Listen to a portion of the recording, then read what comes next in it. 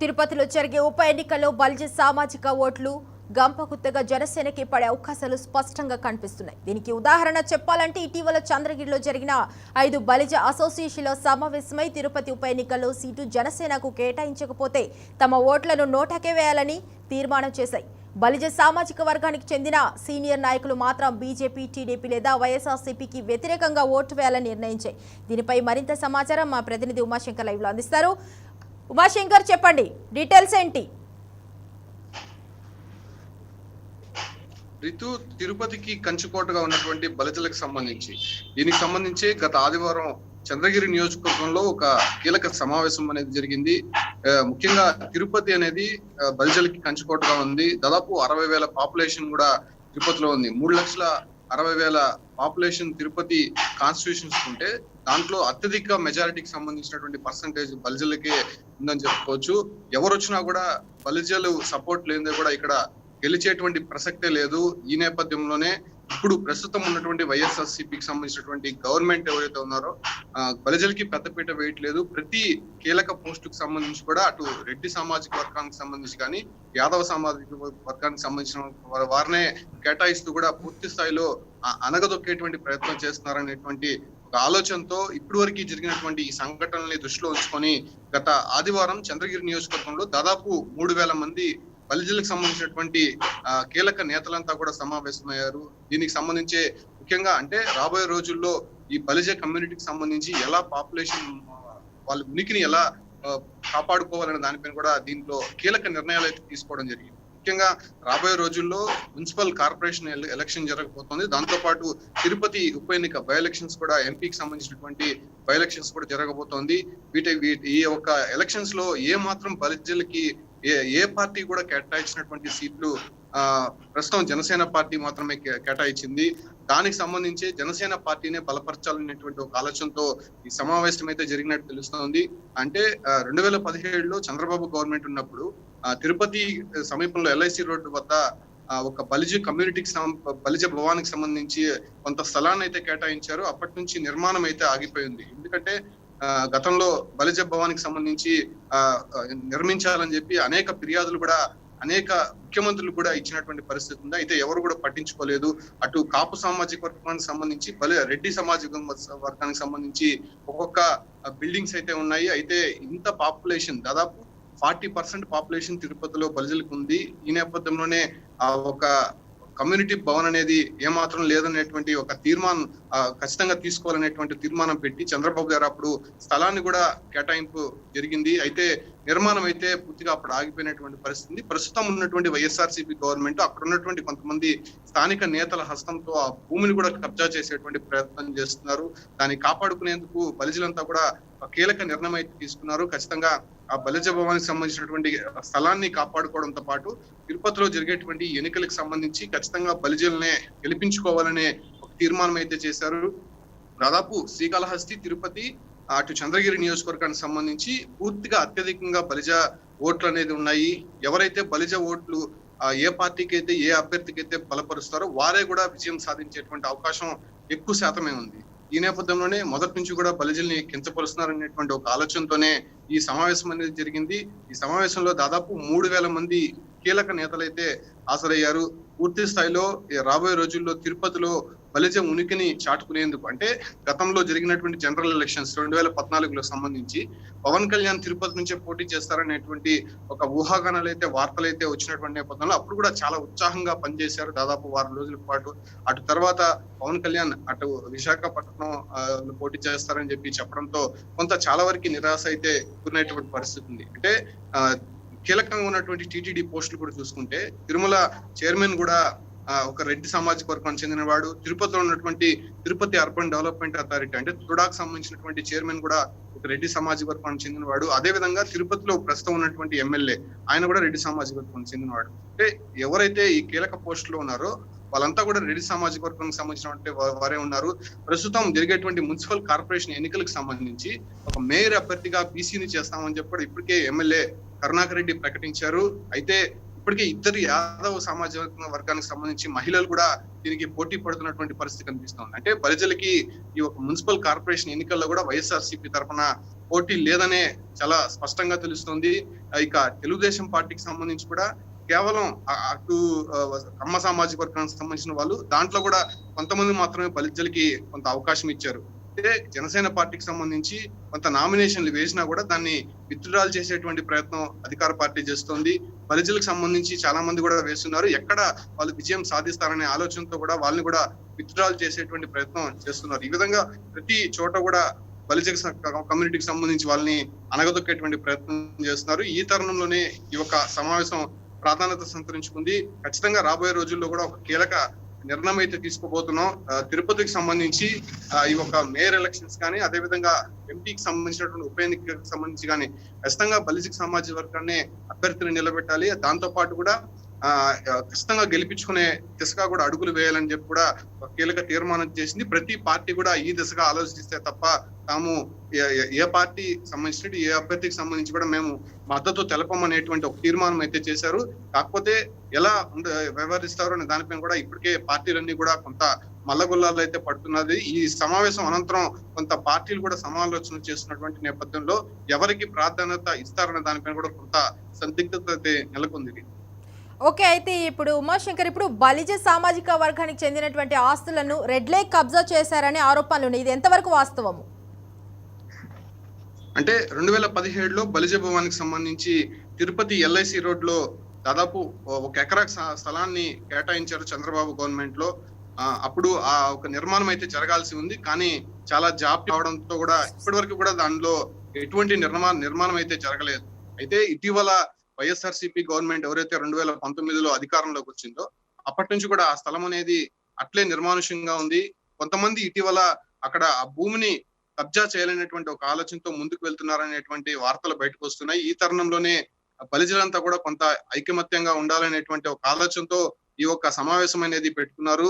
అయితే ఆ స్థలానికి సంబంధించి కొన్ని డాక్యుమెంట్లు కూడా సృష్టించి ఇప్పటికే ఎంఆర్ఓ ఆర్డీఓని కలిసినట్టయితే కూడా సమాచారం అందుతోంది. అంటే ఇతర పార్టీకి సంబంధించినటువంటి నేతలు వైఎస్ఆర్సీపీకి సంబంధించినటువంటి కొంతమంది రెడ్డి సామాజిక వర్గానికి చెందిన వారే ఆ భూమిని కబ్జా చేయాలనేటువంటి ఒక ఆలోచనతో ఉన్నట్టయితే ఇప్పుడు వస్తున్నటువంటి సమాచారం. అదే కాకుండా ఆ నిధులకు సంబంధించి ఈ యొక్క బలిజ కమ్యూనిటీకి సంబంధించి ఒక 3-4 అసోసియేషన్లు అనేది ఏర్పడింది. వాళ్ళల్లో కూడా కొంత కమ్యూనిటీ లోపం కారణంగా ఈ యొక్క బలిజ ఉనికిని అనేది కొంత కోల్పోతున్నటువంటి పరిస్థితి కనిపిస్తుంది. అంటే మేము ఒక వర్గం మీరు ఒక వర్గం అన్నట్టుగా కూడా ఇక్కడ తిరుపతిలో దాదాపు 3-4 వర్గాలుగా ప్రస్తుతం ఉన్నటువంటి నేపథ్యంలో ఆ ఒక బలిజ కమ్యూనిటీకి సంబంధించి కూడా వాళ్ళు ఎంత బలం ఉన్నామనేది చూపించుకోలేనటువంటి పరిస్థితి కనిపిస్తుంది. అంటే అక్కడ రెడ్డి సామాజిక వర్గానికి సంబంధించి కానీ ఇటు కాపు సామాజిక వర్గానికి సంబంధించిన అందరూ కూడా యూనిటీగా ఉండి ఏ ఎన్నికలు జరిగినా కూడా ఏ కార్యక్రమం జరిగినా కూడా ముందుకు వెళ్తున్నారు. ఇక్కడ కొంత సమన్వయ లోపం కారణంగా కూడా వాళ్ళు బలాన్ని చూపించుకోలేనటువంటి పరిస్థితి తిరుపతిలో చాలా స్పష్టంగా కనిపిస్తోంది. ఈ కారణంగా కూడా ప్రతి ఎన్నికలో కానీ ప్రతి యునానిమస్ అంటే నామినేటెడ్ పోస్టులకు సంబంధించి కూడా వాళ్ళు నిలబడలేకుండా పోతున్నారు. ఎవరు కూడా అంటే ఒకరు ఆ పోస్ట్ లో ఉంటే ఇంకొకరికి నచ్చని విధంగా కూడా కొంతమంది వారిని పక్కకు నెట్టేటువంటి ప్రయత్నం చేస్తున్నారు. ఈ కారణంగా కూడా ఇంతమంది పాపులేషన్ ఉన్నా కూడా తిరుపతిలో బలిజ సంబంధించినటువంటి ఒక కీలక పోస్ట్ కూడా ఎవరు కూడా లేనటువంటి పరిస్థితి కనిపిస్తుంది. అంటే గతంలో ఎమ్మెల్యే మోహన్ ఉన్నాడు, ఆ తర్వాత వెంకటరమణ ఎమ్మెల్యే అయ్యాడు. ఆయన మరణానంతరం ఆయన సతీమణి Sugunamma. Okay, right Uma, thank you.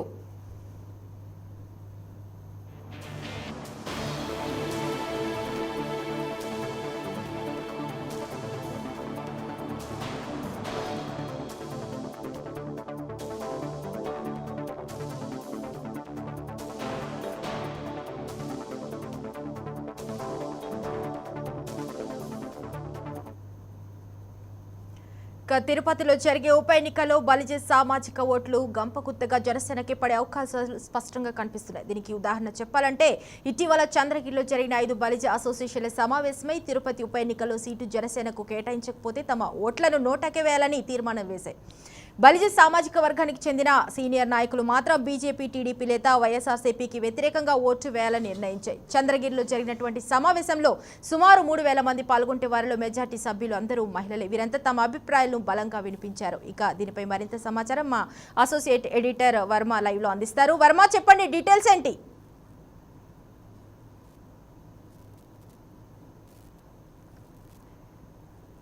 Varma చెప్పండి.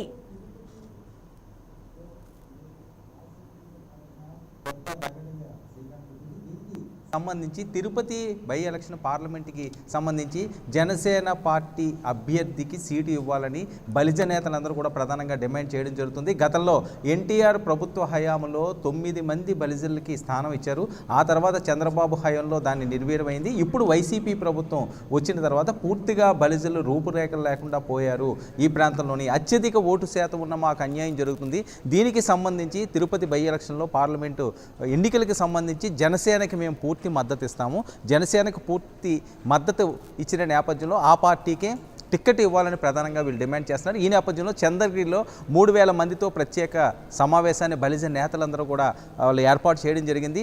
జనసేనకు టికెట్ ఇస్తే పూర్తి స్థాయిలో దానికి మద్దతు ఇచ్చే విధంగా మనందరం కూడా జనసేనని గెలిపించుకుందామని చెప్పి ప్రధానంగా వీళ్ళు పేర్కొనడం జరిగింది. అయితే ఈ పరిస్థితుల్లో ఇది కాదని వేరే రకంగా బీజేపీ జనసేన పొత్తులో కానీ తిరుపతి పార్లమెంటు సీటు జనసేనకు కానీ ఇవ్వకపోతే బీజేపీ వైసీపీ టీడీపీకి ఓట్లు వేయకుండా నోటాకి ఓటేద్దాం అని చెప్పి వాళ్ళు తీర్మానించింది. అంటే ఎప్పుడూ గతంలో లేని విధంగా ఒక కొత్త ఒరవడికి కొత్త రాజకీయాలకి ఈరోజు బలిజ నేతలు తిరుపతిలో శ్రీకారం చుట్టారని చెప్పొచ్చు.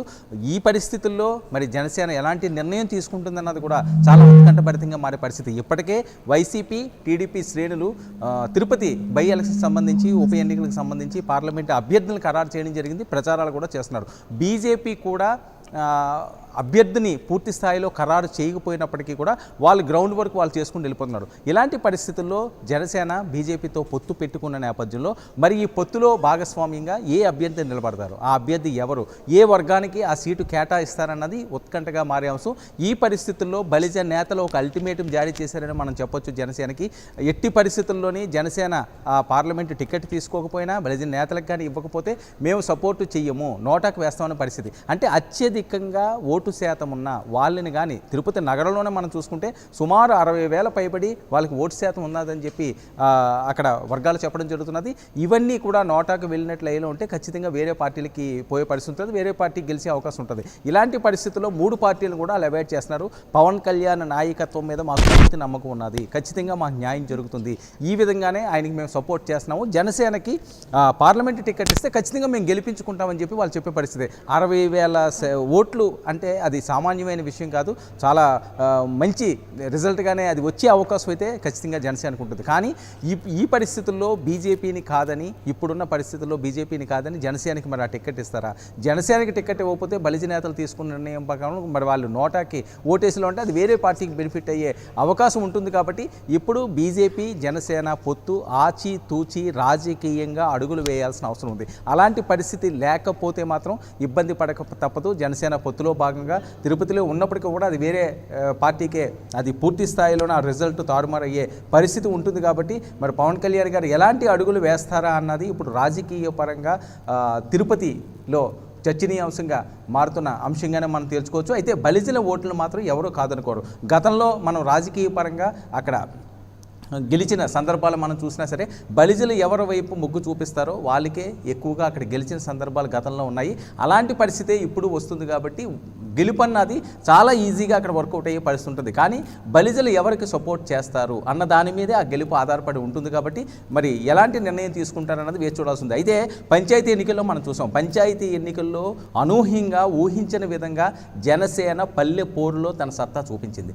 ఇదే ఊపుతో మున్సిపల్స్ కూడా ఒక ప్రణాళికలు చేసుకోవడం జరుగుతున్నది. బీజేపీ కేంద్రంలో స్ట్రాంగ్గా ఉంది కాబట్టి రాష్ట్రంలో కూడా దాన్ని పూర్తి స్థాయిలో ఈ రెండుకు కలిపి ఒక కూటమిగా ఏర్పడి ఖచ్చితంగా విజయం వైపు అడుగులు వేసే విధంగా ప్రణాళికలు చేస్తున్నారు. ఇలాంటి పరిస్థితుల్లో ఒక పక్క వైసీపీ చేసిన తప్పుదాలన్నింటినీ కూడా ఎప్పటికప్పుడు పవన్ కళ్యాణ్ ఎండగడతానే ఉన్నారు. టీడీపీ విషయానికి వస్తే గత వైభవం మళ్ళీ పునరావృతం అవుతుందో లేదో తెలియని పరిస్థితిలో ఉన్నది. ఇలాంటి సిచ్యువేషన్లో 151 సీట్లున్న వైసీపీ ప్రభుత్వం రాష్ట్రంలో చాలా స్ట్రాంగ్గా ఉన్నది. దీనికి ప్రత్యామ్నాయంగా ఉండాలి అంటే ఇంతకుముందు రాష్ట్ర విభజన నేపథ్యంలో చంద్రబాబు ఒకసారి సీఎంగా చేయడం జరిగింది, రాష్ట్ర అధికార పగ్గాలు చేపట్టారు. ఆ తర్వాత నుంచి వైసీపీ దాన్ని తీసుకోవడం జరిగింది. గెలుపు వైపు. సో ఇలాంటి పరిస్థితుల్లో వాళ్ళిద్దరిని రాష్ట్ర ప్రజలు ఆదరించారు, వాళ్ళకి అధికారాన్ని కట్టబెట్టారు. ఇలాంటి పరిస్థితుల్లో ప్రత్యామ్నాయంగా ఇంకొకరికి అవకాశం ఇచ్చి చూడాలండి. ఎందుకంటే గతంలో జగన్మోహన్ రెడ్డి గారు కూడా స్లోగన్ అదే, ఒక్క అవకాశం నాకు ఇవ్వండి, ఒక్క అవకాశం నాకు ఇవ్వండి అని చెప్పి ఆయన 1000 కిలోమీటర్ల పాదయాత్ర చేశారు, ప్రజలను మన్నలు పొందాడు. అదే స్లోగన్ తోటి ఈరోజు పవన్ కళ్యాణ్ కూడా ప్రత్యామ్నాయంగా వేరే ఒక నాయకుడికి పదవి ఇద్దాము, రాష్ట్రం ముఖ్యమంత్రి స్థానంలో పవన్ని కూర్చోపెడదామని ఆలోచన రావాలి అంటే ఈయన వేసిన అడుగులు ఆచితూచి వేయాల్సిన అడుగు ఉండదు. ఎటువంటి తప్పటడుగు వేసినా ఇబ్బంది పడక తప్పదు. ఇలాంటి పరిస్థితుల్లో అందరినీ కలుపుకోవాలి. ఒక బీజేపీతో పొత్తున్న రాష్ట్రంలో ఖచ్చితంగా పవన్ కళ్యాణ్ ఫేమ్ తోటే సీట్లు వచ్చినా ఓట్లు వచ్చినా ఎక్కువ శాతం వచ్చే అవకాశం ఉంటుంది. బీజేపీకి ఓట్ బ్యాంక్ లేదని మనం చెప్పాం. ఓట్ బ్యాంక్ ఉన్నప్పటికీ కూడా పవన్ కళ్యాణ్తో పోల్చుకుంటే, పవన్ కళ్యాణ్కి ఉన్న ఫేమ్తో పోల్చుకుంటే పవన్ కళ్యాణ్నే ఒక మెయిన్ పిక్చర్లో పెట్టి వీళ్ళు కథ నడిపించాల్సిన అవసరం ఉంది. అలా కాదని చెప్పి కేంద్రంలో మేము ఉన్నాం కదా, మాకు నచ్చినట్టుగా మేము వెళ్తామని చెప్పి కానీ వీరు తప్పుడు అడుగులు చేసినా, తప్పుడు నిర్ణయాలు తీసుకున్నా అది ఇబ్బందికరంగా మారుతుంది. రెండు పార్టీలు ఉనికిపోయే పరిస్థితి అయితే కనిపిస్తుందని రాజకీయ విశ్లేషకులు మాట్లాడుతున్నారు. ఇలాంటి పరిస్థితుల్లో ఒక ఎగ్జాంపుల్గా ఈరోజు తిరుపతి ఇష్యూను మనం తీసుకోవచ్చు. బలిజలు తీసుకున్న ఈ తీర్మానం, బలిజలు ఒక అల్టిమేటం జారీ చేశారు కాబట్టి మరి దీని మీద ఎలాంటి అడుగు వేస్తారన్న దాని మీద వీళ్ళ రాజకీయ పునాదులు స్ట్రాంగ్గా ఉండే అవకాశం ఉంటుంది. తిరుపతి బై ఎలక్షన్లో పార్లమెంటు సీట్ని కానీ బీజేపీ జనసేన పొత్తు గెలుచుకుంటే అది నాంది అవుతుంది. ఆంధ్రప్రదేశ్లో విజయానికి అదే ఒక పునాది అవుతుంది కాబట్టి విజయానికి అది బంగారు బాట అయ్యే అవకాశం ఉంటుంది. కాబట్టి ఎందుకు ఈ బంగారు బాట విజయం అని మనం ప్రస్తావిస్తున్నాం అంటే తెలంగాణ రాష్ట్రంలో బీజేపీ ఉనికే లేని పరిస్థితి. అలాంటి పరిస్థితుల్లో దుబ్బాక ఎన్నికల తర్వాత మొత్తం సీన్ మారింది. జిహెచ్ఎంసీ ఎన్నికల్లో కూడా బీజేపీ ప్రపంచం వెళ్ళింది. అంటే ఒక అడుగు వేస్తే అడుగు సక్సెస్ అయితే ఆటోమేటిక్గా కొన్ని అడుగులు పడతాయి. అదే పరిస్థితి ఉంటుంది. సో ఆంధ్రప్రదేశ్లో కూడా అదే రిపీట్ అవ్వాలి అనుకుంటే ఖచ్చితంగా బీజేపీ జనసేన పొత్తు స్ట్రాంగ్గా ఉండాలంటే తిరుపతి బై ఎలక్షన్లో వీళ్ళు గెలాలి అంటే అక్కడ ఉన్న అత్యధిక ఓటు శాతం ఎవరైతే ఉన్నారో వీళ్ళు ఖచ్చితంగా వాళ్ళ ఆశీస్సులు ఉండాల్సిన అవసరం ఉన్నది. వాళ్ళతో ఆశీస్సులు ఉండాలి అనుకున్నప్పుడు ఈరోజు బలిజ వర్గానికి చెందిన వారు వేలాది ఓట్లు ఉన్న వాళ్ళు ఖచ్చితంగా వీళ్ళకి సపోర్ట్ చేయాలి. ఆ సపోర్టు డైరెక్ట్గా బహిరంగానే చెప్తున్నారు. ఒక మీటింగ్ పెట్టి మాకు ఇన్ని ఓట్లు ఉన్నాయి, మాకు కానీ సీట్ ఇవ్వకపోయినా, జనసేనకి సీట్ ఇవ్వకపోయినా మేము నోటాకు వేస్తామని ఒక తీర్మానం చేసుకున్న తర్వాత అది ఇబ్బందికరంగా ఈరోజు బీజేపీకి జనసేనకి ఉంటుంది. కానీ ఇంకా ఏమీ ఈ ఇష్యూ మించిపోలేదు కాబట్టి జనసేనకి ఖచ్చితంగా టికెట్ ఇచ్చేలా ఉంటే వాళ్ళు సపోర్ట్ చేస్తారని కాబట్టి మరి బీజేపీ జనసేన పెద్దలు ఏం ఆలోచిస్తారో, మన పవన్ కళ్యాణ్ ఎలాంటి స్టెప్ తీసుకుంటారో, బీజేపీ పెద్దలను ఏ రకంగా ఒప్పిస్తారో, జనసేన అభ్యర్థిని ఏ రకంగా ఖరారు చేస్తారు అన్నది ఎన్నికలు రాకముందే ఇక్కడ తిరుపతి పుణ్యక్షేత్రంలో ఎన్నికల వేడి రాజుకుంటుంది. మరి రానున్న రోజుల్లో బలిజలను ఏ రకంగా ప్రసన్నం చేసుకోవడానికి జనసేన పార్టీ ముందుకు వెళ్తుందో, లేకపోతే బీజేపీ పొత్తులో భాగంగా బీజేపీ పొత్తు ఇచ్చి బలిజలను వదులుకుంటారో, అది వేరే పార్టీకి వెళ్ళే విధంగా వీళ్ళ ఆలోచన తీరుంటుందో లేదో అన్నది మాత్రం వేచి చూడాల్సిన అవసరం ఉంది. ఏదైనప్పటికీ కూడా బలిజలు చేసిన తీర్మానం మాత్రం ఈరోజు అటు బీజేపీ జనసేనకి ఇబ్బందికరంగా ఉన్నది. వీళ్ళు తీసుకున్న నిర్ణయం ఎలా ఉండబోతున్నది ఇప్పుడు హాట్ టాకింగ్గా మారుతున్న అంశం రీతు.